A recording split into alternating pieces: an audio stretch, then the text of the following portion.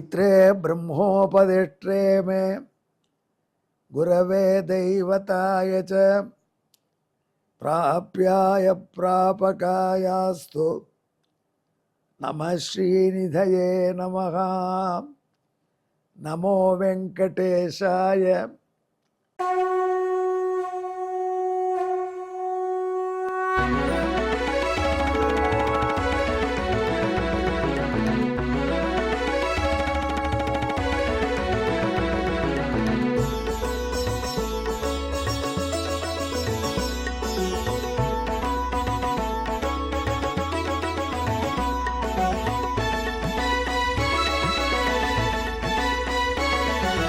सहस्रनामं सहस्रनामं श्रीवेङ्कटेश सहस्रनामं सहस्रनामं सहस्रनामं श्रीवेङ्कटेश सहस्रनामम्।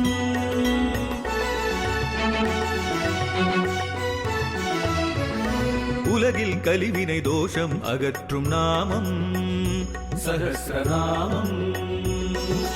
உயர்வுகளை வாழ்வில் அளிக்கும் நாமம் சஹஸ்ரநாமம். திருமலையில் தினம் அர்ச்சனை நடைபெறும் நாமம் சஹஸ்ரநாமம். திருவேங்கடனின் தரிசனம் காட்டும் நாமம் சஹஸ்ரநாமம். சகஸ்ரநாமம் சகஸ்ரநாமம் श्रीवेङ्कटेश सहस्रनामं सहस्रनामं सहस्रनामं श्रीवेङ्कटेश सहस्रनामम्।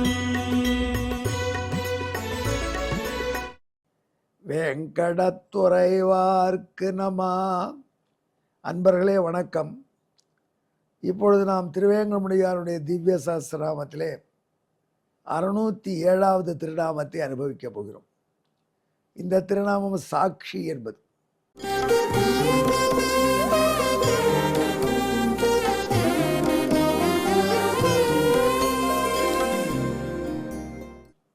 எம்பெருமான் சுக்ரீவனுக்கு வாக்குறுதி கொடுத்தபடி வாலியை சமரித்து சுக்ரீவனுக்கு பட்டாபிஷேகம் பண்ணிட்டான். கிஷ்கிந்தா ராஜ்யம் சுக்ரீவனுக்கு ஆயிடுச்சு. எனார்மஸ் ஆர்மி வாலி வச்சுருந்தான், பல இடத்துல வச்சுருக்கான், பெட்டல் அங்கே நிறுத்தி வச்சுருக்கான்.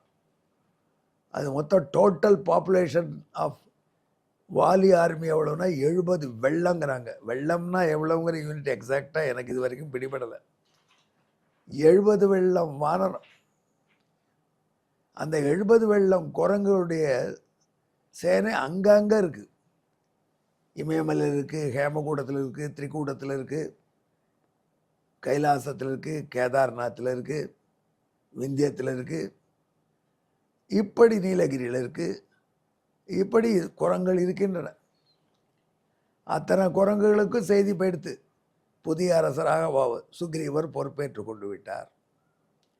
வாலி மாண்டு போனார்.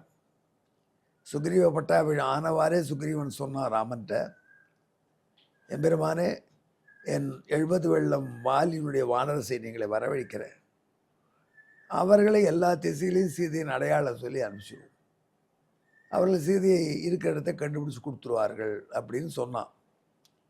உடனே செய்கிறேன் நான். வேண்டாம் நான் பகவான், வேண்டாம் சுக்ரீவா, இன்னும் மழை பெஞ்சின்னு இருக்கு, மாரிக்காலம், பிரயாணத்துக்கு வசதி கிடையாது. நீ இப்போ தான் மனைவி பெற்றிருக்க, மனைவியோட இன்பமாக இரு. கோடை வந்தவாறே வானர்களை அனுப்பலாம். சரியன்னா கோடை வந்து விட்டது. ஆனால் சுக்ரீவன் தேர்ந்து வானர்கள் வரலை. அதனால் எம்பெருமான் லக்ஷ்மணனை சுக்ரீவனை எச்சரி, அவன் நம்மை கொடுத்த வாக்குறுதியை மறந்துட்டான். அவன் அப்படியே ஒரு கோப்பையிலே என் குடியிருப்புன்னு இருக்கான். அதில் சுக்ரீவனை நீ வாலி போன பாதையில் போகாதுன்னு எச்சரிச்சு வா என்று சொல்லி அனுப்பிச்சிட்டார். ஆனால் 4 அடி நடந்ததுக்குள்ளே லக்ஷ்மணன் கூப்பிட்டார். அவசரப்பட்டு அப்படிலாம் சொல்லாத நண்பன், ரொம்ப வழிக்கு வரலைன்னா அப்புறம் வரட்டு, அது வரைக்கும் சமாதானமாக இனிமையாக பேசு லக்ஷ்மணா அப்படின்னு சொன்னார். ஏன்னா லக்ஷ்மணன் இருக்கிறவே கோபக்காரன், அவனுக்கு லைசன்ஸ் கொடுத்தா என்ன ஆகும் என்று இவ்வளோ எச்சரித்து அனுப்பிச்சார். லக்ஷ்மணன் வில்லை தூக்கிண்டு கிஷ்கிந்தையை நெருங்குறான். ஒவ்வொரு அடியும் அவன் வைக்கிறச்சே பூமி அதிர்றது. குஷ்கீந்தில் இருக்கிற செக்யூரிட்டி வாகனங்கள்லாம் கோபமாக வரான்னு புரிஞ்சு கொடுத்து அதெல்லாம் பயந்து நடுங்கிறது. அப்போது என்ன செய்யலாம்? சுக்ரீவன்ட்ட லக்ஷ்மணன் நேராக வரணும்னு வரார். அந்த கோபத்தோடு வந்தாருன்னா புதக்குன்னு அம்பால் குத்திடுவார். வில்லுமமாக வந்திருக்கார். வானரப்படை நடுங்கிறது. அப்போது சுக்ரீவன் சார்பில் தாரை வந்து கொஞ்சம் பீஸ்ஃபுல்லாக பேசுகிறார். பெண் பேசுகிறதுனால கொஞ்சம் குறிஞ்சத்திலே நிமரல லக்ஷ்மணன்.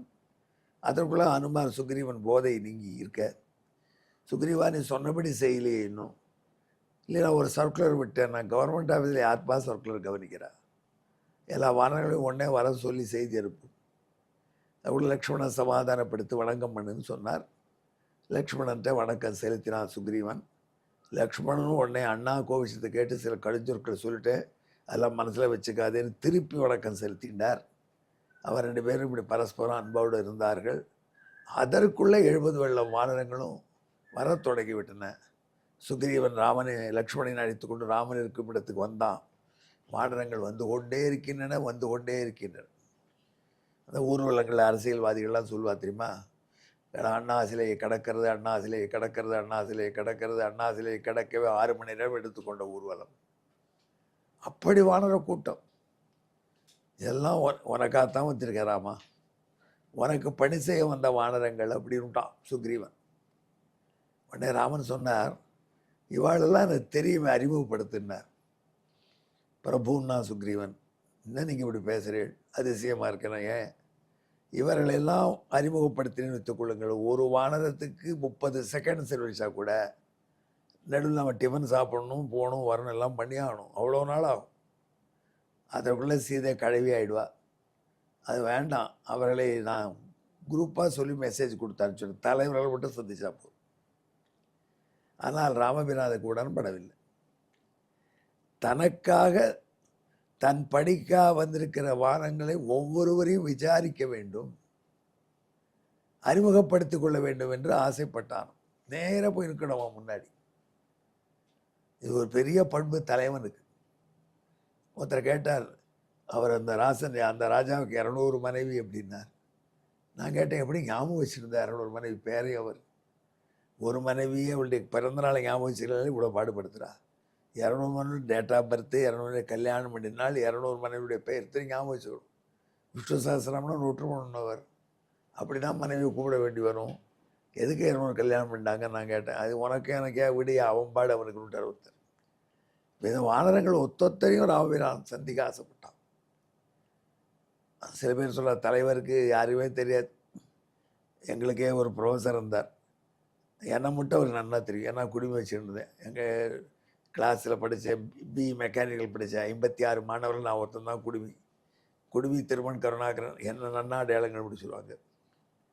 அதனால் அந்த ரேங்கிங்கில் நான் வர சொல்ல மாட்டாங்க. ஏன்னா நீ இருந்து யாராவது காட்டி கொடுத்துருவான், இந்த ஆள் சொல்லிடுவான், உடனே பிடிச்சிடுவான் நம்மளை, அப்புறம் ஒன்றை குறைஞ்சா எங்களெல்லாம் காட்டி கொடுத்துருவான், ஏன்னா ரேகிங்கே வராத போன்னு சொல்லிடுவாங்க. அதில் ரேக் பண்ணப்பட்ட அனுபவம் தான், ரேகிங்கே என்னால் செய்ய முடியாமல் எடுத்து போட்டோ விடுங்க. அவர் மற்றவர்கிட்ட போயிட்டு, சுரேஷ் என் கிளாஸ்மேட் போனான், என்னப்பா 3rd இயர் படிக்கிறியான்னு கேட்டார். Final year. எனக்கு ரொம்ப வருத்தம். 3 வருஷம் பாடம் எடுத்துகிட்டு போய் கேட்டார் எங்கள் ப்ரொஃபஸர்.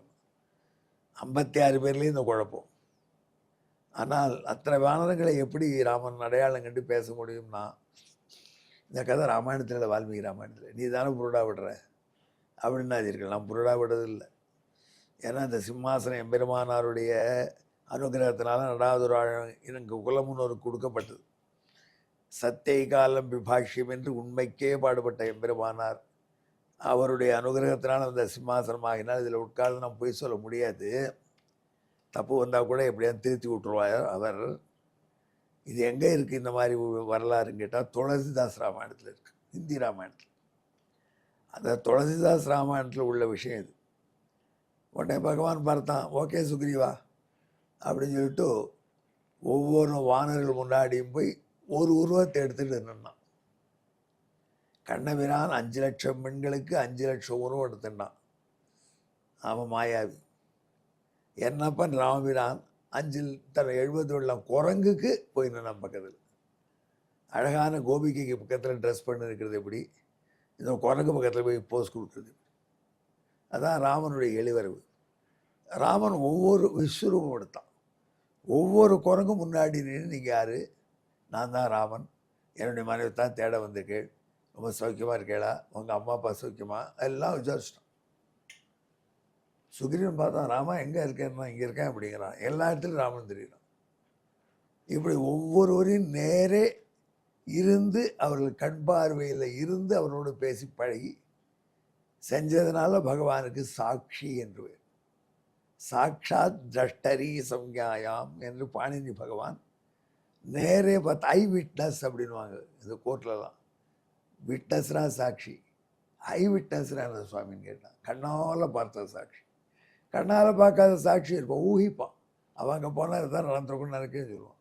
கத்தினால குத்திருப்பார் நினைக்கிறேன். போகிறச்சே கத்தி தூக்கின்னு போனார், திரும்பி வரைச்சே கத்தியில் ரத்தத்தோடு வந்தார், என இடையிலே குத்திருப்பார் என்று நம்புகிறேன்.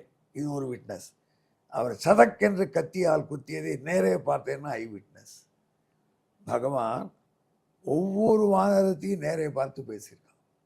ராமாவதாரத்தில் செஞ்சு கொடுத்தான். அதில் பகவானுக்கு சாட்சி என்று பெயர். திருவேங்கடமுடையான் இப்படி சாட்சி என்கிற பெயரை பெறுகிறான். இதை நாரத பகவான் வசிட்டருக்கு சொல்கிறாப்பா, உன்னுடைய ராமன் சாட்சியாக இருந்தான், எல்லாரையும் நேரே நின்று அவர்களுடைய ஆக்டிவிட்டியை நேரே நின்று பார்த்து பேசினான். இதற்கு பின்னணியான ஸ்லோகம்.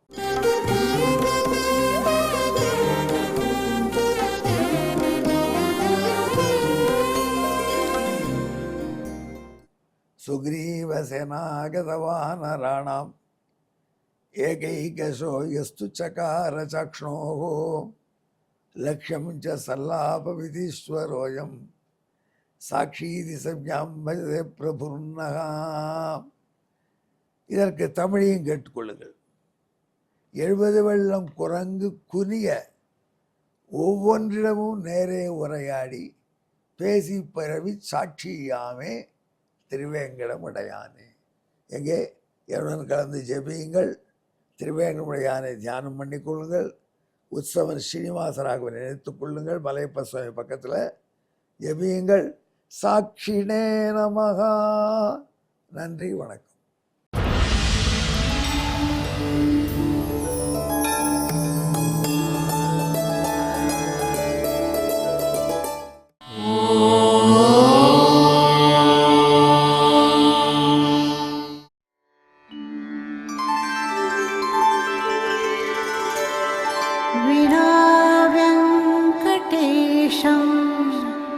ननाथो ननाथः सदा वेङ्कटेशं स्मरामि स्मरामि.